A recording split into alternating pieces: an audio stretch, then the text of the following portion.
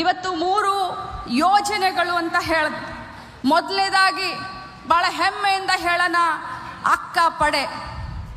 ಈ ಅಕ್ಕ ಪಡೆಯನ್ನ ನಮ್ಮ ಗೃಹ ಇಲಾಖೆಯ ಸಹಯೋಗದೊಂದಿಗೆ, ಯಾಕಂತಂದ್ರೆ ಇವತ್ತಿನ ಕಾಲದಲ್ಲಿ ಮಹಿಳೆಯರ ಸುರಕ್ಷತೆ, ಮಹಿಳೆಯರ ಸ್ವಾವಲಂಬನೆ, ಮಹಿಳೆಯರ ಆರ್ಥಿಕ ಬದ್ಧತೆ ನಮ್ಮ ಒಂದು ಕಮಿಟ್ಮೆಂಟ್. ಅದಕ್ಕೋಸ್ಕರ ಮಹಿಳಾ ಮಕ್ಕಳ ಕಲ್ಯಾಣ ಇಲಾಖೆ ಅಕ್ಕ ಪಡೆಯನ್ನ ಇವತ್ತು ಅನುಷ್ಠಾನಗೊಳಿಸ್ತಾ ಇದೆ. ಅಕ್ಕ ಪಡೆ, ನಾನು ಬೀದರ್ ಜಿಲ್ಲೆಗೆ ಪ್ರವಾಸಕ್ಕೆ ಹೋದಂಥ ಸಂದರ್ಭದಲ್ಲಿ ಅಲ್ಲಿನ SP ಅವರು ಬಹಳಷ್ಟು ಚೆನ್ನಾಗಿ ಅಕ್ಕ ಪಡೆಯನ್ನ ಜಿಲ್ಲೆಗೆ ಮಾಡಿದ್ರು. ಅದನ್ನ ನೋಡಿ ಇಡೀ ರಾಜ್ಯದ 31 ಜಿಲ್ಲೆಗಳಲ್ಲಿ ಈ ಅಕ್ಕ ಪಡೆಯನ್ನ ನಮ್ಮ ಇಲಾಖೆ ಮತ್ತು ಗೃಹ ಇಲಾಖೆಯ ಸಹಯೋಗದೊಂದಿಗೆ ಇವತ್ತಿಂದ ನಾವು ಅದಕ್ಕೆ ಚಾಲನೆಯನ್ನ ಕೊಡ್ತಾ ಇದ್ದೀವಿ. ಇನ್ನು 2ನೇ ಕಾರ್ಯಕ್ರಮ ಗೃಹಲಕ್ಷ್ಮಿ ಸಹಕಾರ ವಿವಿಧೋದ್ದೇಶ ಸಂಘ. ಇದು ಬಹಳಷ್ಟು ದೊಡ್ಡ ಒಂದು ಸಹಕಾರಿ ಬ್ಯಾಂಕ್ ಆಗಿ ಪರಿವರ್ತನೆ ಆಗಲಿಕ್ಕೆ ಸನ್ನದ್ಧವಾಗಿದೆ. ತಮಗೆಲ್ಲರಿಗೂ ಗೊತ್ತಿದೆ, ಚುನಾವಣೆ ಪೂರ್ವ ಏನು ನಾವು 5 ಗ್ಯಾರಂಟಿಗಳಲ್ಲಿ ಅತ್ಯಂತ ಯಶಸ್ವಿಯಾದಂಥ ಗ್ಯಾರಂಟಿ ಗೃಹಲಕ್ಷ್ಮಿ. ಈ ಗೃಹಲಕ್ಷ್ಮಿ ಇಷ್ಟೊಂದು ಯಶಸ್ವಿ ಆಗಲಿಕ್ಕೆ ಕಾರಣಕರ್ತರು ಯಾರು ಅಂತಂದ್ರೆ ನನ್ನ ಅಂಗನವಾಡಿಯ ಕಾರ್ಯಕರ್ತರು, ಸಹಾಯಕಿಯರು ಅಂತ ಬಹಳ ಹೆಮ್ಮೆಯಿಂದ ಮುಖ್ಯಮಂತ್ರಿಗೆ ಹೇಳಲಿಕ್ಕೆ ನಾನು ಬಯಸ್ತೇನೆ. ಆ ಒಂದು ಊರಲ್ಲಿ, ಹಳ್ಳಿಯಲ್ಲಿ ತಾವೆಲ್ಲ ಶ್ರಮ ಪಟ್ಟು ಈ ಯೋಜನೆಯನ್ನ ಜಾರಿಗೆಗೊಳಿಸಲಿಕ್ಕೆ, ಜನಪ್ರಿಯ ಮಾಡಲಿಕ್ಕೆ ತಾವೆಲ್ಲ ಕೈ ಜೋಡಿಸಿದ್ರಿ. ಅದರ ಮುಂದುವರೆದಂತ ಭಾಗ, ಒಂದು ದೊಡ್ಡ ಹೆಜ್ಜೆ ಗೃಹಲಕ್ಷ್ಮಿ ಸಹಕಾರಿ ಸಂಘ.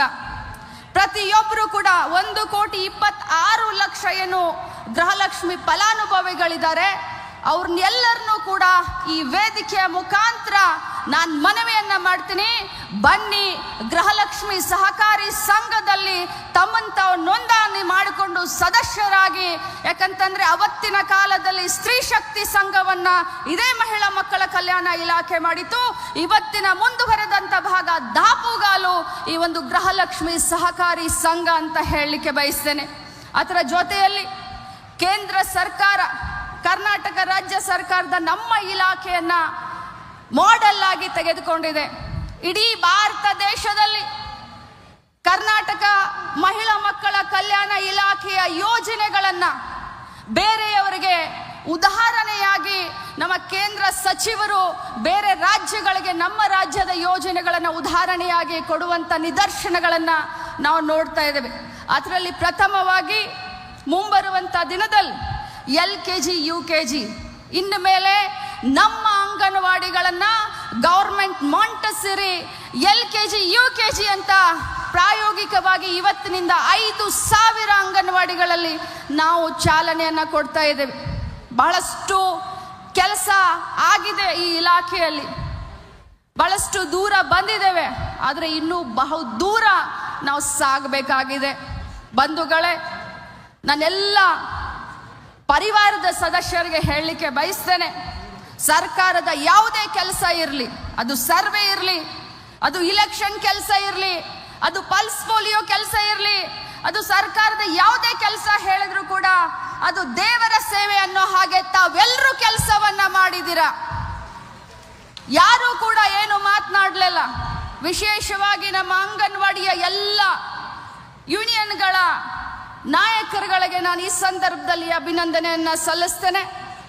ತಾವು ಸತತವಾಗಿ ನಮ್ಮ ಅಂಗನವಾಡಿ ಕಾರ್ಯಕರ್ತರು, ಸಹಾಯಕಿಯರ ಒಂದು ಹಕ್ಕಿಗಾಗಿ ಹೋರಾಟವನ್ನ ಮಾಡಿ ನಮ್ಮ ಮಧ್ಯೆ ಮತ್ತು ಅವರ ಮಧ್ಯೆ ಒಂದು ಕೊಂಡಿಯ ತರ ತಾವು ಕೆಲಸ ಮಾಡಿದ್ದೀರಾ.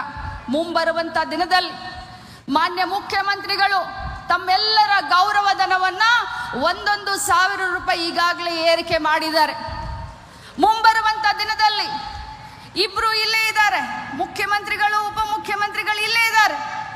ನಾನು ತಮ್ಮ ಧ್ವನಿಯನ್ನ ಅವ್ರಿಗೆ ಹೇಳಲಿಕ್ಕೆ ಬಯಸ್ತೇನೆ. ಬಹಳಷ್ಟು ಶ್ರದ್ಧೆಯಿಂದ ನನ್ನ ಪರಿವಾರದ ಸದಸ್ಯರು ಕೆಲಸ ಮಾಡಿದ್ದಾರೆ. ಅವರ ಗೌರವಧನವನ್ನ ಇನ್ನೂ 1,1,000 ಜಾಸ್ತಿ ಮಾಡಿ ಕೊಡಬೇಕು ಅಂತ ವಿನಮ್ರತೆಯಿಂದ ಅವ್ರನ್ನ ನಾನು ಕೇಳ್ಕೊಳ್ತೇನೆ. ತಮ್ಮ ಸೇವೆಗೆ ಬೆಲೆ ಕಟ್ಟಲಿಕ್ಕೆ ಸಾಧ್ಯವಿಲ್ಲ ಬಂಧುಗಳೇ. ಆದರೆ ತಮ್ಮ ಸೇವೆಗೆ ಗೌರವಿಸುವಂತ ಪ್ರಾಮಾಣಿಕ ಪ್ರಯತ್ನವನ್ನ ಖಂಡಿತ ನಾನು ಮಾಡ್ತೀನಿ ಅಂತ